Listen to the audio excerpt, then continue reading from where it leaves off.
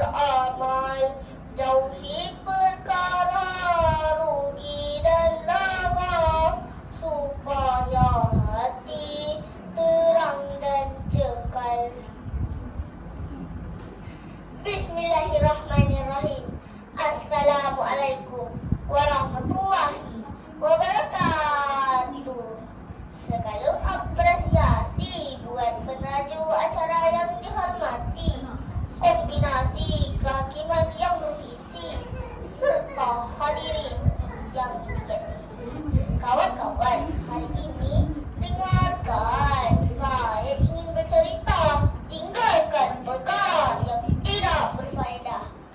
Ali ialah seorang anak yang ceria dan bijak. Setiap pagi dia bangun awal, bersarapan bersama ibu bapa dan pergi ke sekolah dengan semangat. Namun sejak dia diberikan sebuah tablet hadiah hari lahir, perangainya sedikit berubah. Pada mulanya, Ali hanya menggunakan tablet untuk menonton video pembelajaran dan mendengar lagu-lagu nasyid. Tetapi lama-kelamaan dia mula menonton kartun, bermain game dan menonton video yang tidak berfaedah. Setiap kali ibu memanggil, Ali, tolong ibu sediakan ya. Ali menjawab, nanti bu, Ali tengah main game ni. Ayah pula menegur, Ali, mari solat maghrib berjemaah. Namun Ali membalas, sekejap ayah, satu episod lagi ni. Tanpa disedari, masa Ali hilang begitu sahaja. Dia tidak belajar, tidak membaca Al-Quran dan tidak membantu ibu bapa seperti dahulu. Matanya mula merah dan letih dan sering mengantuk dalam kelas. Pada suatu malam, Ali bermimpi berada di satu taman yang sangat indah. Taman itu dipenuhi kanak-kanak yang ceria, sedang membaca buku, solat berjemaah dan bermain di taman itu sambil menghafaz surah-surah lazim.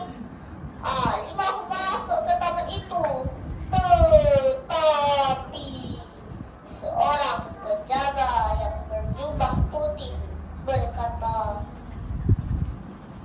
Ali, kamu tidak dibenarkan masuk.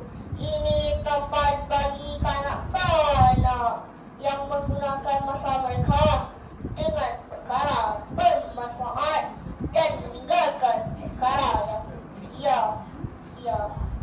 Ali menangis di dalam mimpinya dan menyesal kerana terlalu lengkap dengan gadget. Dia terjaga dari tidur dengan hati yang sebab. Esok hatinya, Ali terus meletakkan tablet ke dalam laci dan menyerahkan kunci kepada ibu. Ali berjanji ingin menggunakan masa dengan lebih baik. Ali nak tolong ibu, baca buku dan hafal doa-doa. Nabi ajar kita supaya tinggalkan perkara yang tidak berfaedahkan, bertepatan dengan firman Allah dalam surah Al-Baqarah ayat 184. Fastabiqul khairat, maksudnya berlumba-lumbalah kamu melakukan kebaikan.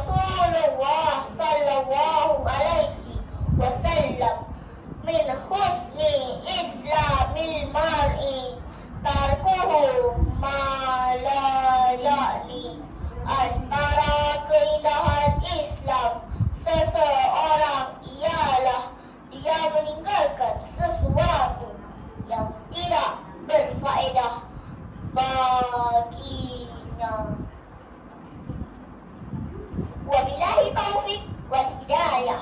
Wassalamualaikum.